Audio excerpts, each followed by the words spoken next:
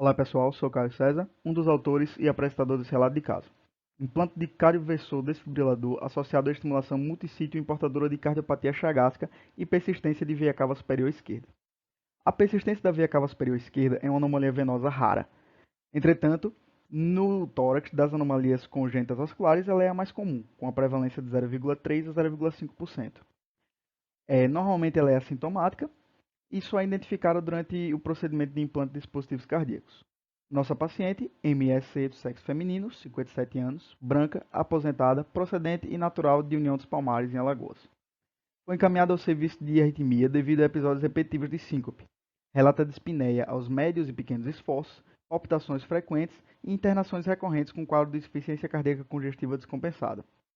Antecedentes patológicos da paciente portadora de cardiopatia chagásica, internações recorrentes devido à insuficiência cardíaca descompensada e síncopes recorrentes. Antecedentes familiares, nós temos vários casos de doença de Chagas na família, 2 casos de morte súbita, sendo o pai e o irmão, ambos portadores de doença de Chagas. Exames complementares da paciente, tivemos uma sorologia positiva para Chagas, um eletrocardiograma com bloqueio de ramo esquerdo e sobrecarga ventricular esquerda, um eco com a dilatação ventricular esquerda importante, com diminuição da fração de ejeção para 24%, um Holter com ritmo sinusal e presença de taquicardia ventricular não sustentada.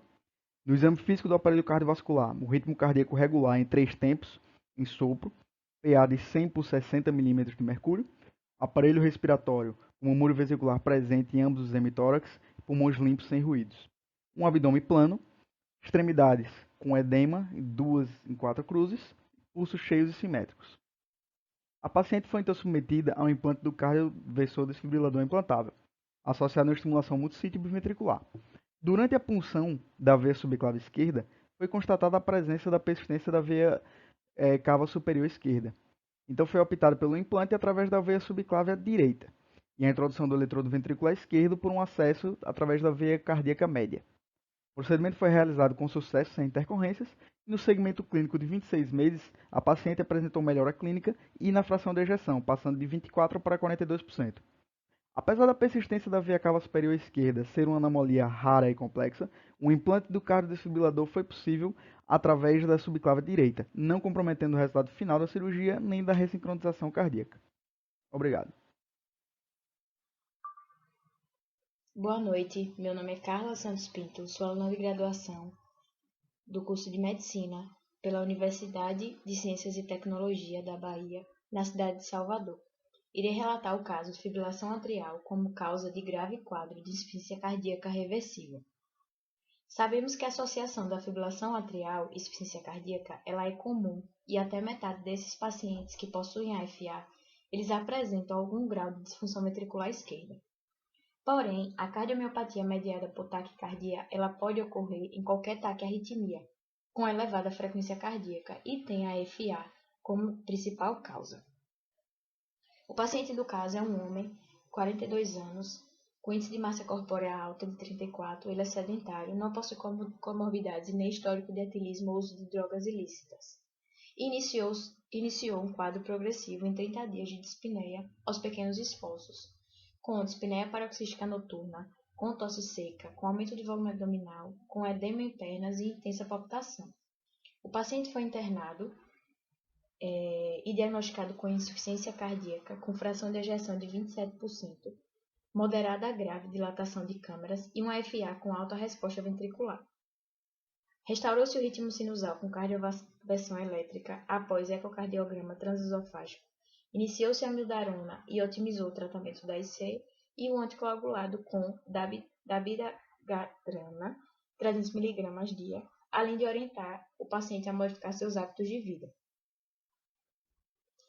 Após 3 meses, observou-se uma melhora da fração de ejeção, que subiu para 43%, porém, a FA persistiu a presença do Holter por 24 horas, com uma frequência de 150 batimentos por minuto. Com isso, decidiu-se fazer o tratamento com o uso de ablação por catéter multipolar, o HD Grid da marca Abbott, e posicionou o mesmo em hóstia das veias pulmonares. Realizou-se o isolamento elétrico das veias pulmonares ipsilaterais em bloco com catéter de ablação de mais ou menos 3,5, irrigado como sensor de pressão Tacticat, também da marca Abbott. E aí, após 6 meses de diagnóstico, observou-se que cessou completamente a fibrilação atrial.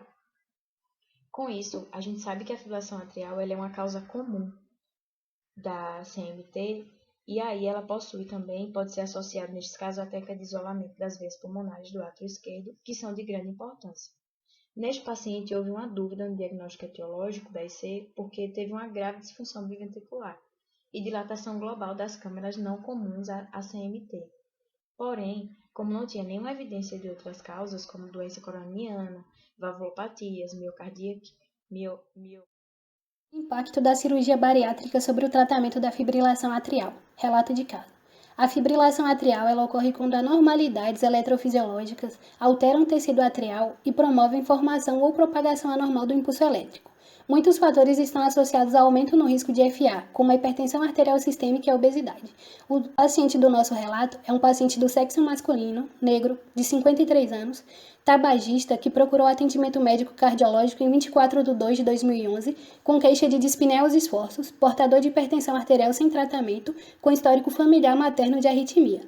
A PA estava em 150 por 90 mm de mercúrio, peso em 111 kg, altura de 1,74 m, IMC de 36,66 e foi solicitado alguns exames que tiveram como resultado o do teste ergométrico apresentava PAS-P reativa de 200 mm de mercúrio, eco com alteração do relaxamento ventricular. Os triglicerídeos estavam em 450 mg por decilitro. A conduta adotada foi a prescrição de losartana potássica mais hidroclorotiazida e ciprofibrato. Esse paciente retornou algumas vezes ao consultório e na penúltima consulta regressou em 9 de 8 de 2018, apresentando um peso de 119 kg e IMC de 39,31, o que caracterizava na obesidade de grau 2, PA de 120 por 80 e relatou dor no peito e alteração dos batimentos cardíacos há 4 meses. E a conduta foi solicitação de ECG que confirmou a FA, a prescrição de alguns medicamentos para tratar a hipertensão e a FA e risco cirúrgico para a cirurgia bariátrica que foi prescrita pelo médico.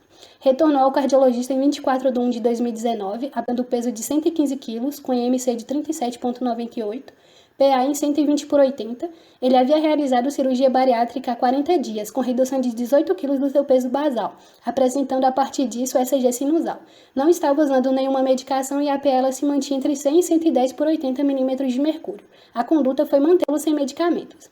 Então, a obesidade ela resulta em remodelação atrial progressiva, que é caracterizada pelo aumento da gordura pericárdica, infiltração de gordura no miocárdio e fibrose atrial que resulta em áreas de baixa voltagem e anormalidades de condução. Além disso, ela deve ser realizada em pessoas com obesidade grau 3 e grau 2 com comorbidades, na tentativa de evitar agravos para essas doenças cardiovasculares. A partir dos dados observados neste relato, foi observado que a cirurgia bariátrica pode estar associada a uma redução na recorrência de eventos cardiovasculares, como hipertensão leve e arritmia cardíaca de início recente, como a FA. Então, observando que a obesidade é um fator de risco e causa modelamento cardíaco, a cirurgia bariátrica, uma vez que possibilita que o paciente perca peso, tem se mostrado efetiva para a prevenção primária de diversas doenças cardiovasculares, fato esse que foi observado no nosso relato. Boa tarde, meu nome é Lavínia, sou acadêmica da Universidade Federal do Grande Dourados e vou apresentar o trabalho Neoplasia intracavitária transmitral, um raro relato de caso de metástase de leiomiosarcoma de diafragma. As neoplasias cardíacas são raras e podem ser tanto malignas quanto benignas. A incidência de malignidade é de aproximadamente 25%, sendo as metástases cardíacas 20 a 40 vezes mais frequentes que a neoplasia primária. E, em geral, essas neoplasias manifestam-se com sintomas e sinais inespecíficos. Esse relato de caso é de uma senhora de 58 anos que apresentava dispneus moderados esforços e dor em queimação em precoce de dorso. Ela possuía leiomiosarcoma de diafragma esquerdo em tratamento há 5 meses e também já teve acidente vascular encefálico sem sequelas há 4 meses. Negou demais comorbidades. Nos exames, a paciente exibia sopro cardíaco sistólico, alterações de repolarização ventricular e o ecocardiograma revelou uma massa intracavitária móvel, em válvula mitral, com projeção para o ventrículo esquerdo. Pela história sugestiva de infarto, realizou-se um cateterismo que revelou o ventrículo esquerdo aumentado e imagem de trombo intravascular. Realizada a cirurgia cardíaca, a tumoração transvalvular mitral encontrada pesava 10 gramas e media 7,5 por 2 centímetros, como vocês podem ver na imagem. Levando em conta o conhecimento prévio do leiomiossarcoma, foi estabelecido o diagnóstico de lesão intracavitária de origem neoplásica metastática.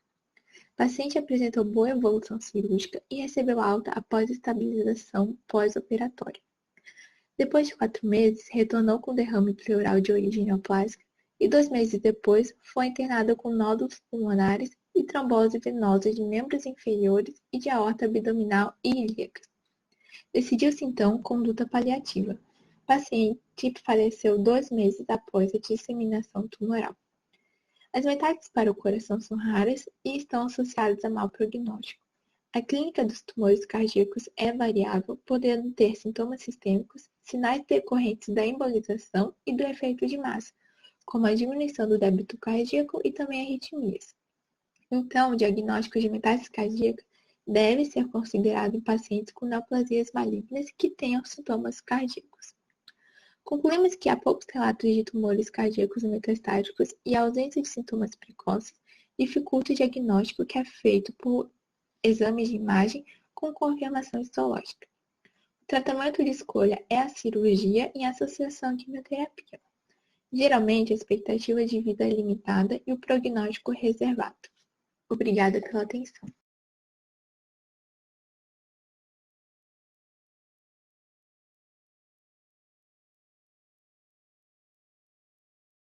Olá, meu nome é Paulo e hoje venho como apresentador do e-pôster intitulado Abordagem da anomalia coronariana direita com origem em seio de valsalva esquerdo, um relato de caso. No que tange à introdução, em primeira instância, cabe definir as anomalias coronarianas, que são distúrbios congênitos em que se tem a localização anômala do ósseo e ou do curso da artéria coronária. Nesses casos, sobre os achados clínicos, a maioria dos pacientes acometidos é assintomática, e a minoria sintomática cursa com desfechos cardiovasculares. A prevalência estimada na população geral é de 0,2 a 5,6%, sendo a anomalia mais prevalente a coronária direita com origem em seio de valsalva esquerdo, justamente o tipo que será descrito no caso. Entretanto, a anomalia oposta é mais frequentemente associada à morte súbita, principalmente em jovens atletas. A história clínica corresponde a um paciente do sexo masculino, 39 anos, hipertenso e com histórico familiar de doença arterial coronariana precoce. Ele queixa-se de mal-estar inespecífico e dor torácica atípica há um mês. Assim, foi realizada uma cintilografia de estresse sem alterações sugestivas de isquemia. Já o cateterismo evidenciou coronária direita isenta de ateromatose significativa, porém com obstrução grave de 70% no ósseo, sugestiva de compressão extrínseca. Após discussão, optou-se pela intervenção por estratégia percutânea.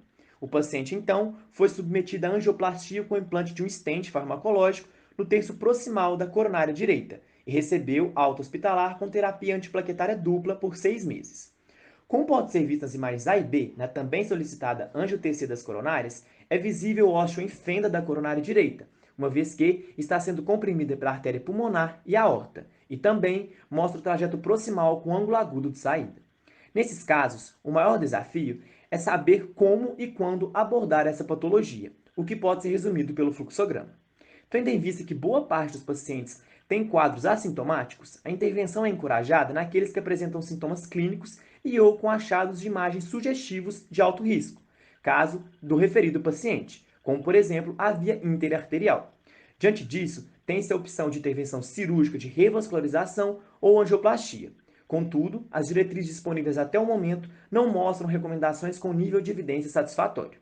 Como conclusão, temos que a técnica mais difundida é a cirurgia, mas atualmente existem séries de casos de angioplastia que obtiveram sucesso, como no referido caso, apesar de não podermos predizer seus riscos e benefícios a longo prazo. Como, por exemplo, se a compressão extrínseca das artérias pulmonar e aorta irá vencer a força do stent, ou se restenose do stent será mais comum. Entretanto, o tratamento percutâneo surge como uma alternativa menos invasiva e com menor risco.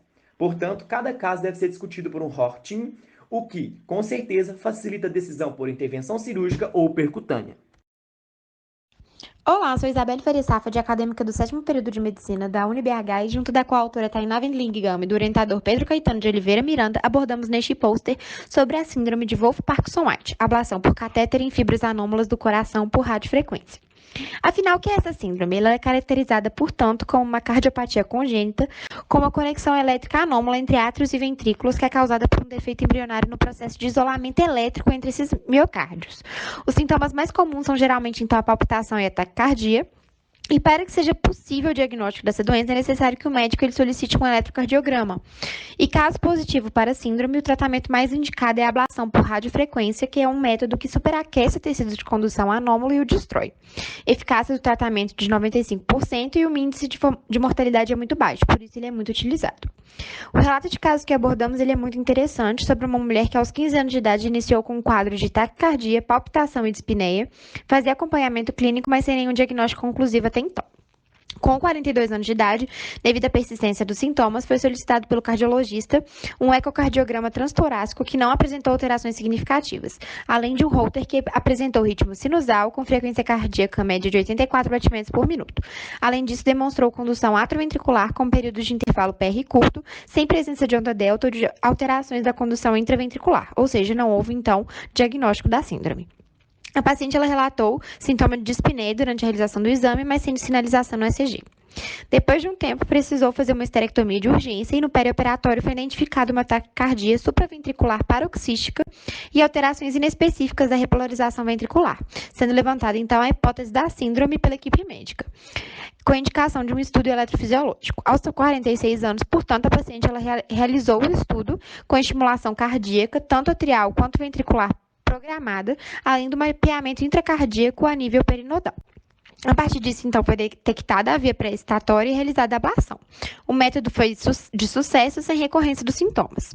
Então, a partir desse caso dos estudos sobre o tema, compreendemos que a síndrome ela é a forma mais comum de pré-excitação ventricular pela via acessória de condução atrioventricular. As alterações são, portanto, como eu disse no início, por uma condução elétrica pela via acessória anômala que contorna o nó atrioventricular, fazendo com que o impulso atinja os ventrículos, gerando despolarização precoce e resultando no intervalo PR menor.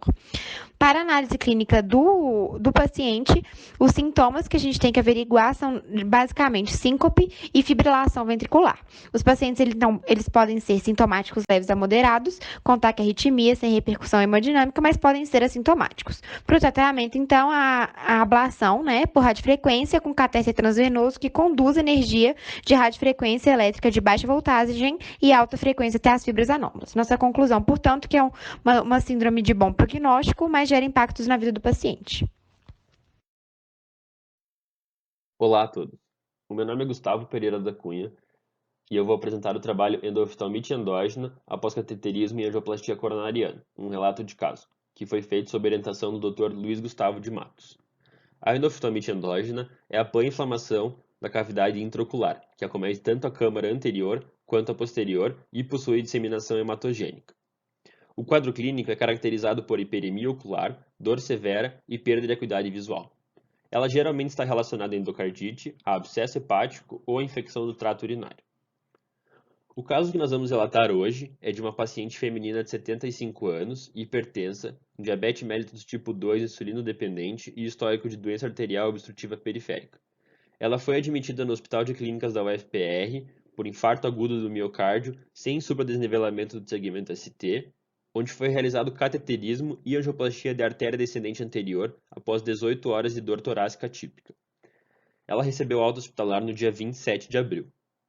A paciente foi readmitida no nosso centro em 30 de abril, com quadro de febre aferida de 39 graus, dor ocular no olho direito e eritema e quimose à ectoscopia do olho direito, como a gente pode ver na figura. Foi iniciado ceftriaxona sistêmico e realizado o diagnóstico de endoftalmite endógena com coleta de secreção conjuntival, o qual teve resultado interpretado como contaminação da amostra na cultura.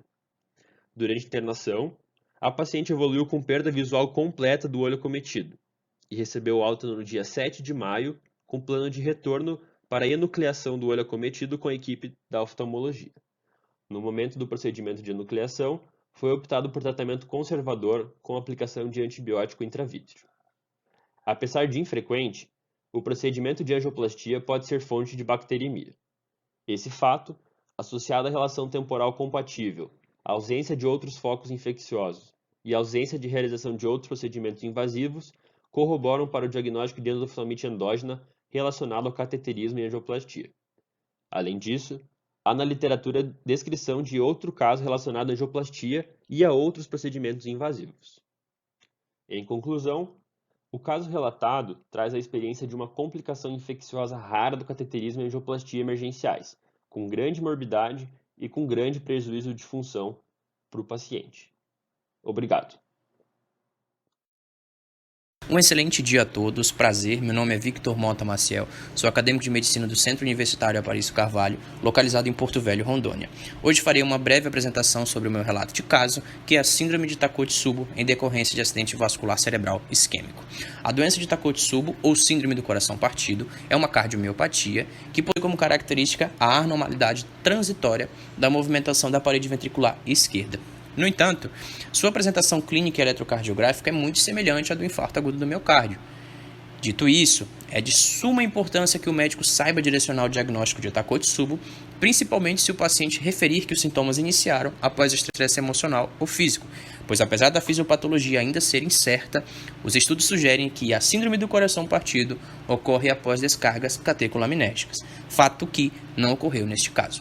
Paciente do sexo feminino, 65 anos, admitida no Hospital Estadual Pronto-Socorro João Paulo II, com quadro de dislalia, desorientação, agitação, desvio de rima, com início a 12 horas. A clínica desta paciente, que não está totalmente detalhada, evidenciava e direcionava um acidente vascular cerebral. No entanto, aconteceu também que, ao eletrocardiograma realizado na admissão, revelou um ritmo sinusal e elevação do segmento ST em parede anterior, ou seja, uma clínica cardíaca. Os exames laboratoriais de marcadores de necrose miocárdica revelaram que houve um aumento desses marcadores. A tomografia computadorizada de crânio confirmou a presença de uma zona isquêmica em parênquima cerebral, dando confirmação ao quadro de acidente vascular cerebral isquêmico, mas restava a clínica cardiovascular. Para isso, o paciente foi encaminhado para o setor de hemodinâmica para realizar cateterismo cardíaco e ventriculografia esquerda. Ao exame, demonstrou ausência de obstrução coronariana e presença de aneurisma da parede anterior em forma semelhante ao Takotsubo. E na unidade de terapia intensiva, após o procedimento, a paciente evoluiu com melhora clínica e função ventricular. O grupo mais afetado por esse tipo de doença são as mulheres pós-menopausa, muito possivelmente em decorrência das alterações hormonais que ocorrem neste período, mas não exclui homens e jovens de meia idade que possam ter a Takotsubo. O problema, na maioria dos casos, é considerado bom, apesar do risco mínimo iminente da existência do desenvolvimento de arritmias ventriculares. No relato de caso em questão, o fator desencadeante da síndrome de Takotsubo foi o acidente vascular cerebral isquêmico, que promoveu uma descarga catecolaminética. O diagnóstico confirmatório foi através do cateterismo, que evidenciou a ausência de obstrução coronariana, descartando a hipótese de infarto e presença de balonamento apical de ventrículo esquerdo. Muito obrigado a todos.